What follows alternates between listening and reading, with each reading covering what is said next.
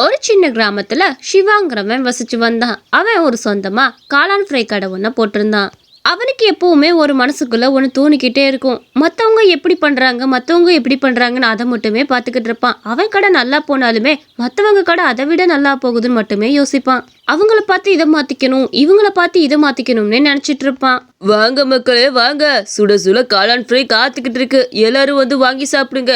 ருசி அருமையா இருக்கும். வாங்க மக்களே. அடடா, உங்க காளான் ஃப்ரை கடையை போட்டிங்களானே. எப்பா, உங்க காளான் ஃப்ரை கடையில வாங்கி சாப்பிட்றதுக்கெல்லாம் கொடுத்து வச்சிருக்கணும். இவ்வளோ சுவையோட யார் இந்த காலத்துல போட்டுட்டு இருக்கா சொல்லுங்க. வேற எந்த கடையில வாங்கி சாப்பிட்டாலும் எங்களுக்கு சுத்தமா பிடிக்கல. உங்க கடையில மட்டும்தான் பியூரா காளான அப்படியே போட்டு செஞ்சுட்டு இருக்கீங்க. ஆமாம்மா, நம்ம கடையில எப்பவுமே காளானா அப்படியே முழுசா போட்டு தான் செய்வோம். மற்ற கடையில மாதிரி நான் ஏமாத்துறவே கிடையாது. சரி, இந்தாங்க சாப்பிடுங்க. அவன் காளான் ஃப்ரை கடையில் எல்லா காளானையும் அப்படியே போட்டு செஞ்சு கொடுப்பான். அதனாலே அங்கே இருக்க மக்கள் எல்லாத்துக்குமே ரொம்ப பிடிக்கும். அண்ணே, உங்கள் காளான் ஃப்ரை ரொம்ப அருமையாக இருக்குனே. சாப்பிட்டுக்கிட்டே இருக்கலாம் போல இருந்துச்சு. சரி இந்தாங்க பணம். நாளைக்கு மிச்சத்தை வந்து சாப்பிட்டுக்கிறோம். இதே சுவையில மாறாமல் போடுங்க எப்பவும். சரிங்கம்மா, ரொம்ப சந்தோஷம். நீங்க சாப்பிட்டு இந்த மாதிரி என்கிட்ட சொல்றப்ப எனக்கு ரொம்ப சந்தோஷமா இருக்கு. இந்தாங்க மிச்ச பணம். சரிங்கம்மா, போயிட்டு வாங்க. அங்க இருந்தவங்களும் சாப்பிட்டுட்டு கிளம்பினாங்க. வழக்கம் போல ஒரு தம்பி சாப்பிட வரவே அந்த இடத்துக்கு வந்தான். ஒன்னே காளான் ஃப்ரை கிடைக்குமா?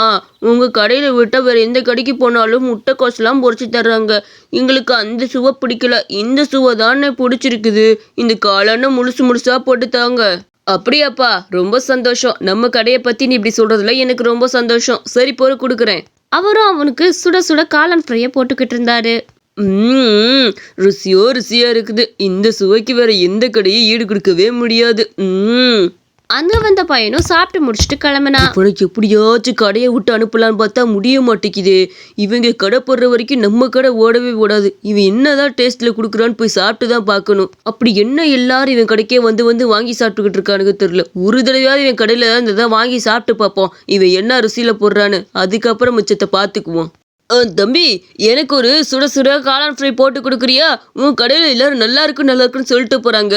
அதான் உன்னோட கடையில் சுவை எப்படி இருக்குன்னு ஒரு தடவையாவது பார்க்கணும்ல. அதுக்காக தான் சாப்பிடலான்னு வந்திருக்கேன். சரிப்பா, காளான் ஃப்ரை கொடு. ஆமையா, என் கடையில் காளான் ஃப்ரை ரொம்ப அருமையா இருக்கும். சாப்பிட்டு பாருங்க. தினமும் வந்து சாப்பிட்டுட்டு இருப்பீங்க. அங்க வந்த சூழ்ச்சமக்காரனும் அந்த காளான் ஃப்ரையை வாங்கி சாப்பிட்டுக்கிட்டு இருந்தான். அந்த நேரத்தை பார்த்து அவங்க அம்மா அந்த இடத்துக்கு வந்தாங்க. ஏலே, எனக்கு ஒரு 100 ரூபா இருந்தா கொடுறா. மற்றதெல்லாம் அப்புறமேல் பேசிக்கலாம். ஆமாம், என்ன மூஞ்சியெல்லாம் முட்டுக்கான வச்சுக்கிட்டு இருக்க? என் கடை எதுவும் நல்லா ஓடாமல் இருந்துச்சா? ஏன்டா மூஞ்சி எப்படி வச்சு நின்றுக்கிட்டு இருக்க? கடை இது நல்லா ஓடலையே. எதா இருந்தாலும் சொன்னா தானே தெரியும். மூஞ்சியை முட்டுக்கான வச்சுன்னு எப்படி தெரியும்? எம்மா, கடையெல்லாம் நல்லா தான் ஓடுது. இருந்தாலும் பக்கத்து கடையிலையும் கூட்டம் அதிகமாக இருக்கு. அங்கேயும் எல்லாரும் காளான் ஃப்ரை வந்து வாங்கி சாப்பிட்டுட்டு இருக்கிறாங்கம்மா. அங்கேயும் எப்படி இவ்வளோ கூட்டம் வருதுன்னு எனக்கும் தெரியல. எனக்கும் அதே மாதிரி நிறைய இன்னும் கூட்டம் வரும்னு ஆசையாக இருக்குதுமா. இங்கே பாடுறா, உங்கள்கிட்ட நான் பல தடவை சொல்லிட்டேன். மற்றவங்க கடை போதும் இப்படி போதுன்னு பார்த்துக்கிட்டு இருந்தேன்னா உன் கடை ஒன்றுமே விளங்காமல் போயிடும். பார்த்துக்க, ஒழுங்காக உன் கடையை மட்டும் பார்த்துக்க. அவன் கடையில் எப்படி போடுறாங்க பார்த்து நீயும் போட ஆரம்பிச்சேன்னா ஒன்றும் பண்ண முடியாது. உன் கடையில் வர கஸ்டமரும் குறைஞ்சி போயிடுவாங்க. அட போமா, எனக்கு தான் எப்பயுமே திருப்தியே இருக்கான்னு தெரியும்ல. ஒவ்வொருத்தவங்க கடையை பார்த்து அப்படியே அப்டேட் ஆகிட்டே இருக்கணும். அவங்க என்ன சுவையில் போடுறாங்கன்னு. அவங்க அம்மாவும் என்ன சொல்லி கேட்கறதுனால சரின்னு அந்த பணத்தை வாங்கிட்டு போனாங்க. இங்க பாருப்பா, உங்ககிட்ட சில விஷயம் சொல்லணும் தான் நினைக்கிறேன். ஆனால் நீ தப்பாக நினைக்கலன்னா சொல்கிறேன். இந்த மாதிரி காளான் ஃப்ரை கடையில் காளானா மொத்தமாக போட்டேன்னா அதில் சுவை கம்மியாக வரும். காளான் கூட முட்டைக்கோசை பொரிச்சு போட்டால் தான் நல்ல சுவை வரும். அதனால நீ பேருக்கு காளான் ஃப்ரைன்னு போடு.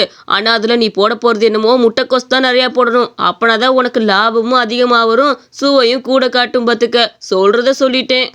என்ன சொல்கிறீங்க? உண்மைதான் சொல்கிறீங்களா? இத்தனை நாள் இது தெரியாமல் போச்சே. ஐயோ கடவுளே, இன்னைக்கு நீங்கள் சொன்னதுக்கு ரொம்ப நன்றிங்க.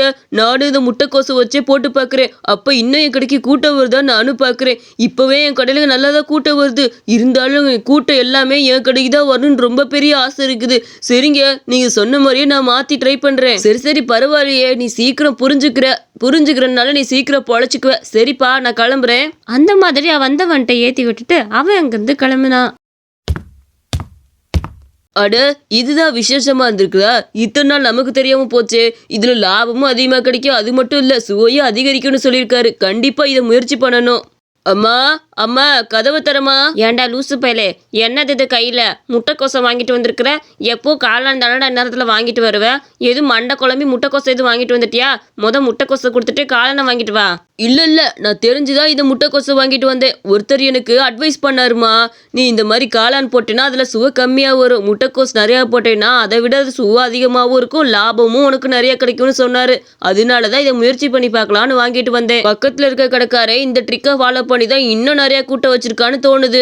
இங்க பாரா, உன் கடைக்கு கூட்டமே வராத மாதிரி சொல்லிட்டு இருக்காத. உன் கடைக்கு நல்ல கூட்டம் வருது, நல்ல வியாபாரம் தானே பாக்குற. அப்புறம் எதுக்குடா மத்தையும் சொல்றதை கேட்டுக்கிட்டு இருக்க? கொஞ்சமாச்சும் அடங்குறியா நீயே? அதெல்லாம் முடியவே முடியாது போமா. இந்த முட்டைக்கோசை வச்சு நான் முயற்சி பண்ணி பார்க்க போறேன். என் கடையில நல்ல கூட்டம் வரும். அவங்க அம்மா எவ்வளவு சொல்லி கேட்காம அந்த முட்டைக்கோசை தான் அவன் காளானுக்கு பத்துல போட்டுக்கிட்டு இருந்தான்.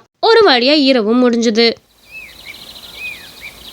காலையில ஆனதுமே கடைக்கு வெள்ளனே எந்திரிச்சு கிளம்பிக்கிட்டு இருந்தான். வழக்கமா வாங்கி சாப்பிட்ற கஸ்டமர் எல்லாம் அங்க வந்து சாப்பிட்றதுக்காக நின்றுட்டு இருந்தாங்க. என்னே, உங்களோட காளான் ஃப்ரையை கொடுங்க, இதுக்காண்டியே நாங்க காலையில வெள்ளனே எந்திரிச்சு வந்துருவோம், கொடுங்கனே. ஆனா அவங்க வாங்கி சாப்பிட்ட காளான் ஃப்ரைல பழைய ருசி இல்லாம ஒரு புது வகையான ருசி தான் இருந்தது. அந்த ருசி அவங்க யாருக்கும் சுத்தமா பிடிக்கவே இல்லை. அது மட்டும் இல்லாம அதுல முட்டைக்கோஸ் கலந்து இருக்கிறதையும் அவங்க கண்டுபிடிச்சாங்க. ஏங்கனே, இது முட்டைக்கோஸ் ஃப்ரையா இல்ல காளான் ஃப்ரையா? அப்புறம் எதுக்கு காளான் ஃப்ரைன்னு சொல்லிட்டு முட்டைக்கோஸை போட்டு வைக்கிறீங்க? முன்னாடி இந்த காளான் ஃப்ரை எவ்வளவு ருசியா இருக்கும் தெரியுமா? அதுல முழுக்க முழுக்க காளான் மட்டுமே இருந்தது. இதுல போய் சொல்லி முட்டைக்கோஸை போட்டு வந்திருக்கிறீங்க. இந்த சுவை சுத்தமா நல்லாவே இல்லை. ச்சே, உங்க கடைக்கு போய் நாங்க வந்து வாங்கி சாப்பிட்டு பாருங்க. நீங்க இது நாள் வரைக்கும் ஏமாத்ததுனாலதான் உங்க கடைக்கு நாங்க ரெகுலரா வந்து வாங்கி சாப்பிட்டோம். ஆனா நீங்களும் இப்படி ஏமாத்த ஆரம்பிச்சீங்களா? ஐயோ இல்லம்மா, இந்த மாதிரி போட்டா சுவை அதிகமா இருக்கும் தான் நான் இந்த மாதிரி வாங்கி போட்டேன். மத்தபடி உங்களை ஏமாத்தணும்னு இல்ல. பார்ப்பா, பழசு நல்லா இருக்கு, நான் உன்னை ஏதாவது குறை சொல்லியிருக்கோமா? அதை வாங்கி நாங்கள் சாப்பிட்டு தானே போயிருக்கிறோம். அப்புறம் ஏன் இந்த மாதிரி புதுசாக வாங்கி மாற்றிக்கிட்டு இருக்கிற? இது சுத்தமாக நல்லாவே இல்லை, எங்களுக்கு சுத்தமாக பிடிக்கவே இல்லை. அப்போ அந்த சைடு ஒரு குரல் கேட்டுச்சு. மக்களே, இதை கடைக்கு வாங்க, காளான் ஃப்ரை முழுசா போட்டு தரேன், அப்படியே முட்டைக்கோஸ் கலக்காத காளான் ஃப்ரை. ஏண்டி அங்கே சுத்தமாக காளான் ஃப்ரை போட்டு தரமே, வாங்க அங்கே போய் வாங்கி சாப்பிட்டு பார்ப்போம் எப்படி சுவை இருக்குதுன்னு.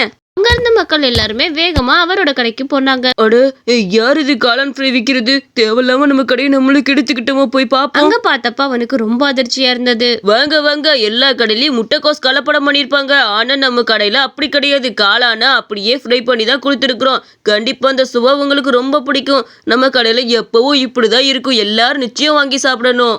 என்னே, ரொம்ப ருசி அருமையா இருக்குனே. இதுதான் காளான் ஃப்ரைனா? அங்க ஒருத்தர் முட்டைக்கோசை கலந்து வச்சிருக்கிறாரு. எப்போ நாங்க அவர்கிட்ட தான் வாங்கி சாப்பிடுவோம். ஆனா இப்படி பண்ணுவார் நாங்க நினைச்சு கூட பார்க்கல. இந்த சுவை தான் அருமையா இருக்கு. அட பாவி, நம்ம கிட்ட வேற மாதிரி சொல்லிட்டு இவன் அந்த மாதிரியே கடை போட்டுக்கிட்டானே. அம்மா அப்பவே சொல்லிச்சு வேணாம் வேணும்னு, நம்ம கேட்காம போட்டது தப்பா போச்சு. இப்ப இவன் வாய்ப்பை பயன்படுத்தி முன்ன வந்துட்டான். என்ன தம்பி, என்ன உனக்கு கடை ஓடலையா? பேசாட்டு கடையை எடுத்து வச்சுட்டு வேறு ஏதாவது வேலை பார்க்க போ, சரியா? இப்படிதாட்டா வாய்ப்பை பயன்படுத்திக்கணும். நீ எல்லாம் ஒண்ணுமே தெரியாத பச்சை புள்ள, ஒரு படுபாவி. என்னை ஏமாத்தி இந்த மாதிரி பண்ண வச்சுட்டு இப்ப நீ நல்ல பேர் வாங்கணும்னு பண்ணியா? உனக்கு இதெல்லாம் ரொம்ப நாளைக்கு நிலைக்காது. நல்லவங்களுக்கு தான் காலம், கெட்டவங்களுக்கு காலம் இருக்காது.